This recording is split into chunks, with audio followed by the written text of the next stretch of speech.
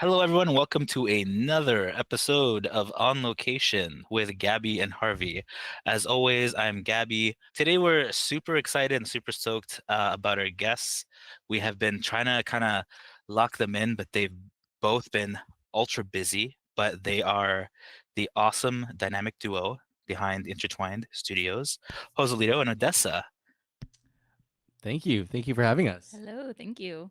Awesome. I love the mic, by the way. Thank you for having it floating there. I hope you I feel can. like I'm in a game show. Perfect. Awesome. Um, so I wanted to ask the both of you very quickly, why the name Intertwined Studios? Tell us about that. And also, while you're telling us that, tell us about how you got into this. Well, before I had a different business and it was under a different name and it was only live music and kind of the pandemic changed everything for a lot of people, of course. And so during the pandemic, I gained skills of doing photo and video, and Odessa was interested in it at the time as well. And so we decided we wanted to do something together. And I needed a name that kind of represented all the different things that it is that we do, because I feel like it is a little bit odd to say that I do photos and videos, and also if you want me to play piano at your wedding, I could do that. Maybe not all at once, but I could do it. And so one day we were thinking about the name of the business, and we sat down at Ace Coffee in near the U of A, and they had this donut, and it was like this beautiful like cinnamon. Like a twisted donut, like a Yeah. cinnamon twist. Yeah, and it's so it made me think of like, hey, like this is kind of like cool. This is like connected. It's intertwined. It's like intertwining around each other. And I was like, hey, why don't we just call it Intertwined Studios? So the name came up because I was having a donut. One thing I wanted to kind of touch on, Joselito, is that you said you play piano, and you do video and photo. Which of the three was kind of like your first love, and how did you kind of get into it? Yeah, so piano was definitely the first. Well, piano was the first hate because I Oh, was forced into it, like many Asian children, and I wanted to quit, and then I didn't because I was forced. And then I realized it was the only thing that I was good at, and I was like, okay, I actually can't let this go. And so, yeah, I did have an interest in photography. Like I could tell that photography was really interesting to me, like from a really young age, but it wasn't something that I ever pursued. Um, it is kind of funny because at McEwen, I don't know if they still do this, but they force you to film a music video, and often they are terrible. Um, and we spent many late nights trying to figure out how to make a music video and stuff. But doing that kind of helped me access other skills that I may have had an interest in that I otherwise wouldn't have done before, right? So my schooling and degree is in music, so technically that is my first love, and it was taken away just as fast because I graduated in COVID. So kind of having like experiences in school and stuff, and lots of people want photos all the time, so I would like volunteer my time to take pictures and stuff, and do videos. Maybe they weren't the greatest, but it was a ton of fun to just do it, right? And so during COVID, it was like, okay, well, now this is my chance to do it. And COVID ended up being a million years, or what it felt like. And so that's what I did in my bedroom every day, was just Google how to take a picture, basically. wild. I did want to ask then, because we do have many viewers that like share the same thing of like, my parents made me do this. At what point did it go from like, you know, you were forced to do this and brought to practice everything to like, hey, I actually like this and this is my own thing? Yeah, so there is a specific moment, and when Twilight came out, yeah, the vampire movie. I know. Hear me out. When Twilight came out, there's a Korean artist. His name is Yuruma, and there's a song that everyone knows. I know It's what you're called talking "River Flows in You." Yes, yeah, exactly. I know. This is where It's I like, thought this was headed, by the way. So that's yeah, why, yeah. and the crazy thing is, it's not even like officially part of this movie soundtrack. I have no idea why it was called Bella's Lullaby on YouTube forever. Yeah, it was dubbed as like part of the soundtrack, but turns out it has nothing to do with the soundtrack. Just someone called it Bella's Lullaby, and then it exploded in North America. And so hearing that song, I was like, hey, I want to learn this. And I learned it in like, I don't know, a couple days. And at the time, that was like, whoa, that's the fastest I've ever learned anything and the most interested I've ever been in anything about music. And that single-handedly just took me back into it, right? So, That's and then crazy piano because stopped feeling like a chore. I was gonna say that's so crazy because that is such a popular piano song at the time that I don't even play piano. That's the only thing I know how to play. Yep. So Um, it sounds like we need a Harvey Joselito piano off of that song. that's right. That's all I'm hearing. I'm gonna jump to Odessa. What about you? How did you get started? Coming Oh, um so I mean, even outside of our business, we've been together since we were kids, since we were 16 years old. So I got to watch Joselito. It's weird to call you that, Don. I got to watch him grow up, and watch this kind of journey of passion and joy for music, and going to music school, and then seeing him become interested and invested in photography and in videography. And I find that I don't have as much of a creative mind sometimes, or thought that there would be a way to be able to take that and make something of it and like actually have a career doing photo and video. And I was in nursing school at the time and he was doing his degree, and I was like, okay, yeah, sounds great, sounds good, okay. And then the pandemic happened and most of your work was gone at that point. Like music wise, no one was gathering, no one was performing, so that was out. And then photo and video, same thing, like small events were happening or small things, but there wasn't really much going on.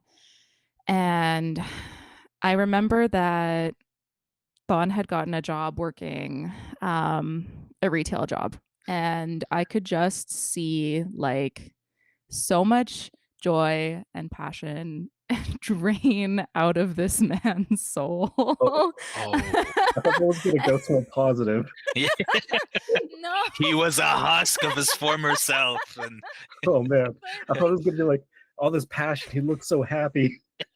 No, so Uh, we were like, to have all of this joy of like performing and then it's taken away and now you don't have the opportunity to do what you're passionate about, so now you have to find a different career. And really watching him find a different job and having to work 40 hours a week, you know, working in a different space, I was just like, we can't do this anymore. And I remember I said to him, I was like, how can we get you back to where you were and make it happen? And I really feel like my involvement in our company has just bloomed from a place of just believing in someone. Like oh, that's kind of what I do, is I just believed in him and now I'm along for the ride. And yeah, I feel like that's why I'm here. So basically, you just got roped into it. yeah. DLDR. Yeah, no. Yeah. Long story short, Sure. he said, I want to start a company for photo and video. And I said, all right, sounds good. Do you think, looking at it now, like, that of course at the time it was probably tragic and stressful and awful, but like looking back at it now, where you kind of like, hey, this was a blessing in disguise, because had I continued on the original trajectory, maybe I would have missed out on opportunities and chances and growth. And Yeah, well, I was already feeling like I was missing out having that job because I remember getting a call and being like, "Hey, can you shoot this thing? It's really easy work. You have to be there for 1 hour. It's in Edson. It's $1,500. No editing. You just have to drive there and then come back. And I was like, wow, where were you a month ago when I didn't have this job? Right. And so I was already feeling that, like, oh man, like, is it right for me to be here? Like, this is I'm working this job as a survival technique so that I can help put food on the table. But it wasn't a blessing in disguise. It was straight up just a blessing because it was her birthday, and now all of a sudden I had that day off. So Aw. You didn't need to book the time off because yeah, exactly. I was just You should playing go like, you pretend. know what? yeah, Yeah. Because it's your birthday and it's more Yeah. important. Surprise. yeah. Also, we have to sell a bunch of things right now. No, so Yeah. yeah, no, it's always interesting because like I like having met you and like bumped into you and everything. I actually did not know the musical side of you because when I met you, you were already kind of doing video. So in my mind, I was like, oh yeah, Joselito, he does video. Like that's how I kind of clocked you in. So it was very like bizarre when In the Mood for Film came up and it's like, oh, Joselito's gonna play piano. I'm like, Joselito plays piano? And everyone's like, what do you mean? I was like, what do you mean? What do I mean? That's And like like, this Just whole like thing. pulls up with like hot cross buns, yeah. hot cross buns. No, like, and honestly, in my head, I was like, are we just pulling anyone who's like ever touched? Are we just pulling How like desperate anyone? are we? Jeez. Because I had no concept. And I think I was just like sitting there and talking to like a friend of ours. I was like, hey, so like I know Nicholas plays. Like, and then like, you know, Joselito's a musician before anything. And I was like, huh, well, Were you trying yeah. to ask if he was actually good? No, like when Oh, let me reframe this question. I wouldn't blame you at all for thinking that too. Like, oh, Nicholas just found this guy on the street and just had a keyboard with him. He was just busking. Poor guy just needed a chance. No, it was just so like because I had no idea, and every time I'd seen you, like you were with a camera, so like and I didn't it didn't cross my mind that like God forbid camera people could also have like hobbies and other talents besides working camera ever in their it's life. because they're used to us doing nothing else. So so when they're like, yeah, Joselito's gonna come and play this concert, I was like, oh, that's cool. Or we're just asking. And then they kind of asked our friend Sean, and like it was just like so many things. I was like, we're just asking anyone if they've ever touched the instrument to come out and like, what's going on? But for the folks that don't know, Joselito played amazingly at this kind of show that the Fascination Film Festival folks that we interviewed had called In the Mood for Film, which was designed as like a fundraiser and a night out. It was like a one of a one kind night out because it was Joselito and Nicholas and Sean playing beautiful music from different varying films and drawing people together. And the theme that you kind of chose to go with was like you specifically wanted to do Asian films to kind of celebrate and go and tie in with the Fascination Film Festival. Can I ask you what that was like and how did you feel before and during? Because I wasn't going to ask that as you were doing it. Yeah. Do you just mean like how did I feel about the idea, or like how did the idea come up, or Everything. everything? It's an Okay. hour. We got it padded. So Okay. tell me. Fair enough. Well, I think I was hesitant to say yes to Sean C about doing music because when I joined Fascination Film Festival, I was like, great, this is an opportunity to get me more connected with people working in film and to see a different side of things. And also, like, I wanted to volunteer my time and like give that somewhere. And so when he was like, hey, want to do music? I'm like, this is not what I signed up for. So I was just like, well, I guess so. Like, I don't really see why not.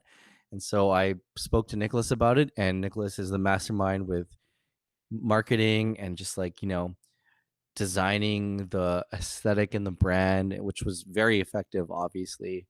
Um, honestly, it just felt like I was along for the ride after a little bit, and it was kind of great because I settled into it, and it was nice for other people to know a different side of me, because there was kind of a time during COVID where I was like, wow, there's a lot of people that don't know that I do music, right? And it's so bizarre. And then there's other people that don't know I do photo or video. It's like two different lives. Yeah. Yeah, exactly. And so I'm so thankful that Yamaha exists and the fact that they make pianos and motorcycles, because I'm like, okay, it is all right for me to do a couple of different things because they do it. So why can't I, right? So No, that's wonderful. And the Yamaha comparison is always beautiful because, yeah, to date, don't know why, but I feel like they're just like, we do two things here and two things only, but we're great at it. I wanted to ask then, because, and in case we haven't touched on it earlier and no one's picked up on it, as a kind of husband-wife duo, do you find that when you kind of work together, each of you has differing roles in kind of the film and video production end of things? And the real question here is someone the boss? Uh-oh. And do you have to deal with that after answering this? Go. oh, what am I allowed to say, boss? Uh-oh. Yeah. Okay, well, first of all, I will say anything musical I have nothing to do with. I would love to, but that's not a place for me. So anything that's musically related, that's entirely him. I can send emails to clients giving them quotes on things, but music wise and playing, that's not me. Obviously, Thon was the one that started I would say really started our company and was the one that really had the idea and wanted to take photos and videos. And one day he's like, "Hey, do you want to learn?" Okay. Sure. We called up a friend to model for us, and we just kind of went around our neighborhood and we were taking some photos. And at the time I was like, "Oh yeah, okay, this is cool. All right." And then and then we got home and he's like, "All right, now you have to edit them." And I was like, "Oh, this sucks." The worst part, yeah. Yeah. So then for a while afterwards, I was like, I don't know if I really enjoy this as much anymore. So, did you But guys go to school together? Sorry. yes, Oh. so we went to school since high school. So I've known him since I was 16, 17 years old. I think a little sooner because we started dating at 16. Yeah, we started dating at 16. I think we met when we were like 15, 16. So I've known you for a long time. But actually the first birthday that we ever celebrated together, you got me a Polaroid camera. I was planting the seed. Yeah, yeah. And I still have that camera. So I actually have the first camera in our partnership and in our company. That's true. Yeah, I have the first camera. Yeah. Oh. But yeah, so then we started shooting, and then it became, you would have shoots and ask me to kind of go in shadow and see how things went and what it was like, and just kind of started dipping my toes into it. Realized at some point that I really quite liked capturing images and photos. And now I'm at the point where I feel much more comfortable and confident in calling myself a photographer. I still don't think I would call myself a videographer. I think I take much more of a assistant or like a production assistant role within our videography realm. So as far as a boss, I would probably always defer to him as being my boss, because if I have any questions, he's the first person I go to when I don't know why my camera is doing certain things. So and then I'm just like, I don't know why it's doing that either. And then we asked ChatGPT. It's great. Yeah, exactly. One thing I will add to that is that, like, I guess Intertwined has only been around for its third year now, or second year, or I don't know, something like that. I think But we're coming up to 3, I think. Listen, Yeah. you're gonna have to tell me because you're yeah, the I don't know. I think it'll be 3 years in September. Yeah, Wow. that's right. awesome. One thing I will add to what she said though is that, like, I've seen Odessa's role changed so much so fast, and it's been great. And not even like from like a, oh, what would you do on a film set type of thing, just like as a person. It's been really great to hear from people that didn't know Odessa when she was a young kid like me.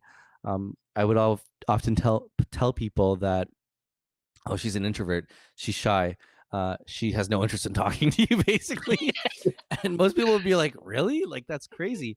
And like, we would, when we're doing video together for weddings and stuff, like I've heard photographers be like, oh, she's giving great direction, like I'm so shocked. And I'm like, Oh, this is awesome, because this is not something I asked her to do. It's just, we're kind of letting discovery just play its part in how our company grows and how her and I grow as individuals. And I I don't like the title of boss.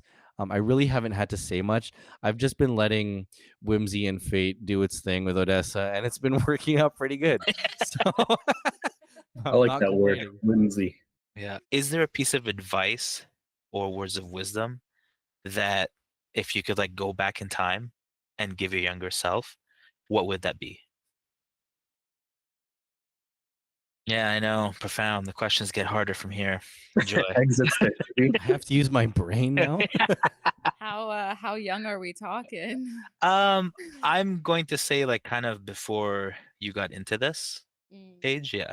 I'm not like 8 years old, buy Bitcoin. Invest in real estate. Yeah, that's right. 2007 market crash is gonna happen. Yeah, so yeah, Bye, gold, bye. yeah. Oh my god. Oh, did Gabby guys just freeze? Is it me? It's just you. Oh no. What? No, go ahead. Sorry, Okay, Harvey's just freezing. Okay. I'll let you start. I'm still thinking about it. I think that's a great question. Thank you. Anyways. I think that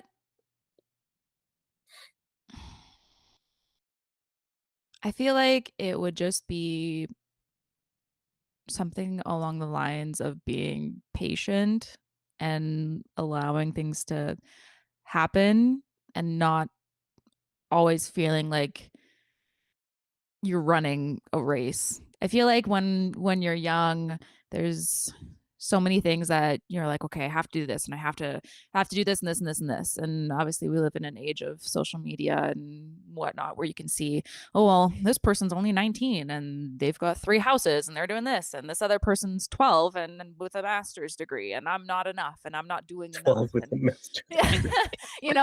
those genius kids you see that pop up somewhere and you're like, I'm not enough. And I think even being able to like remind yourself like I am enough and I am doing my own thing. I'm on my journey. But I think for a long time when I was like 18, 19, 20, it was like, I'm not doing enough and I need to do more. And my journey is taking too long and I just want to get there, and not appreciating the fact that you're still growing and moving through this journey, and allowing yourself to do that and finding those moments of patience would really be what I would recommend. I feel like the older I get, the more patient I get and the more okay I am with things being slower and taking that time and finding the value in the slow lane.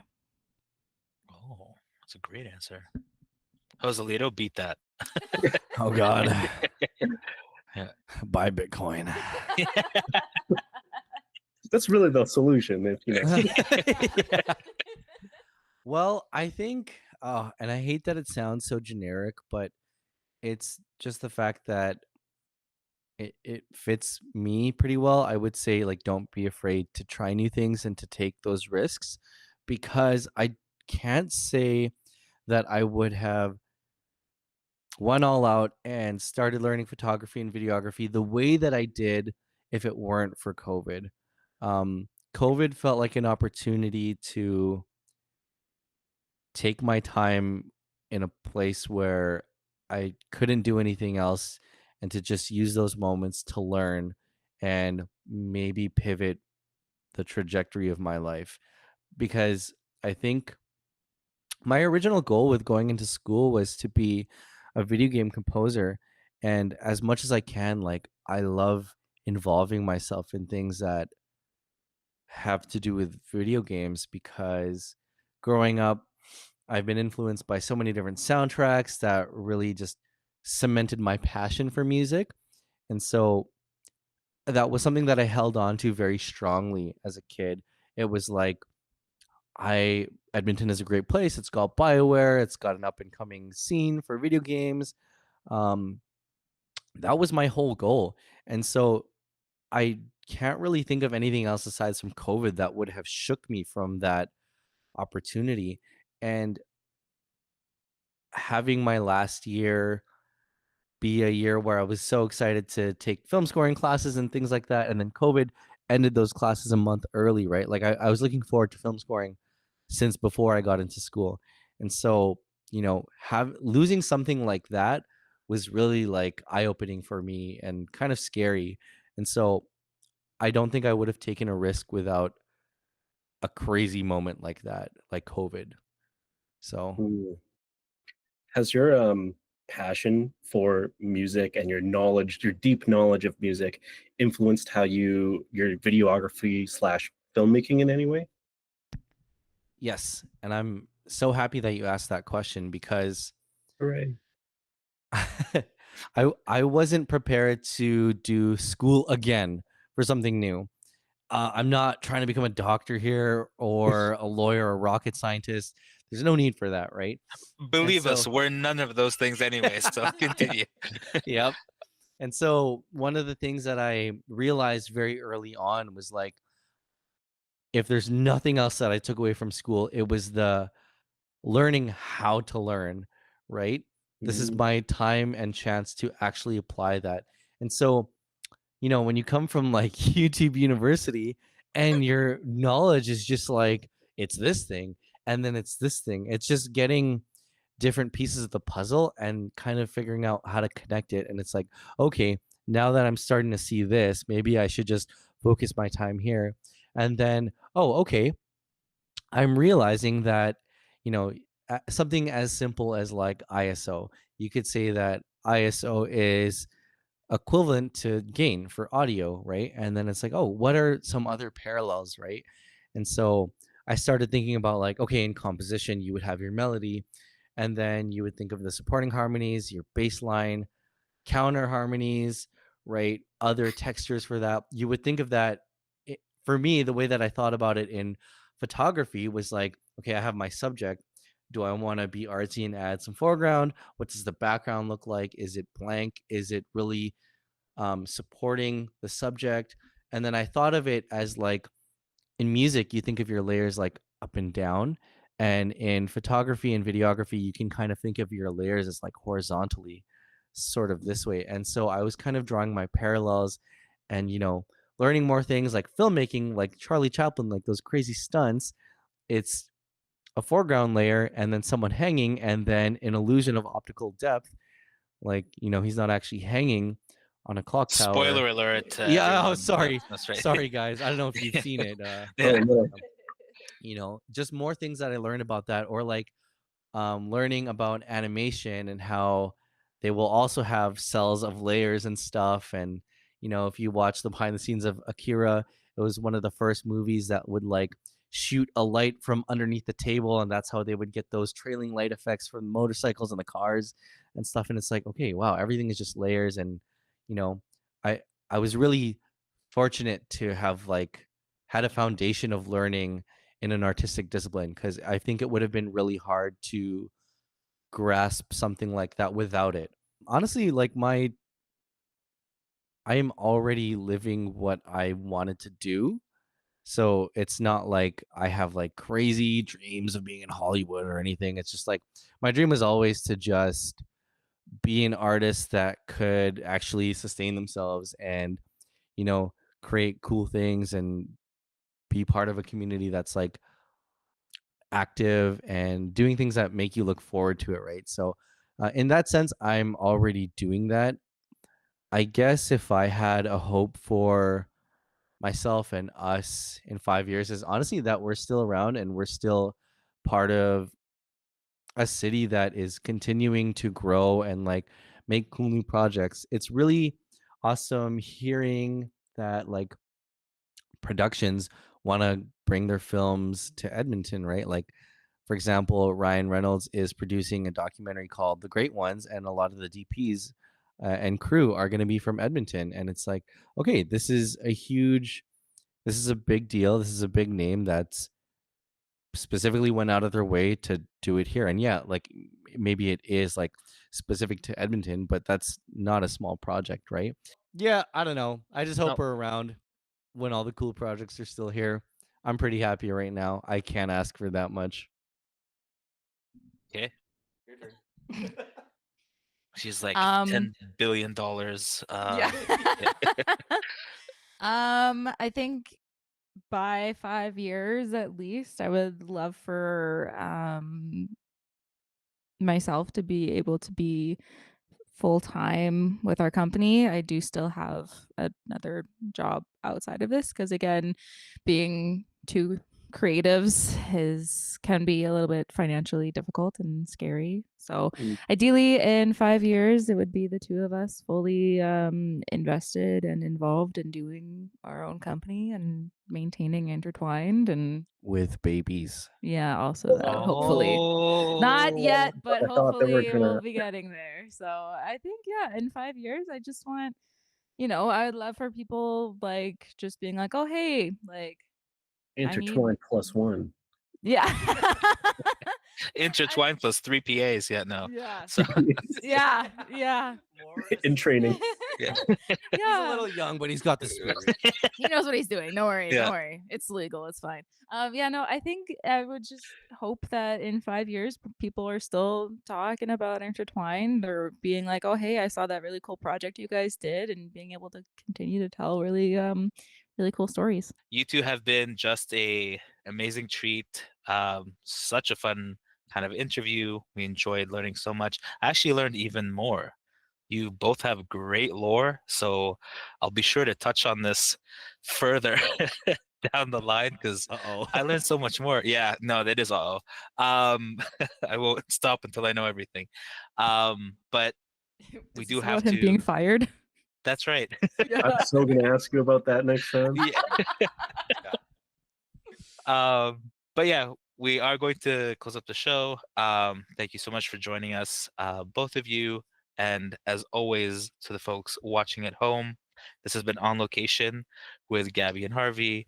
I'm Gabby. Hello, and I'm Harvey. I mean, goodbye. Great.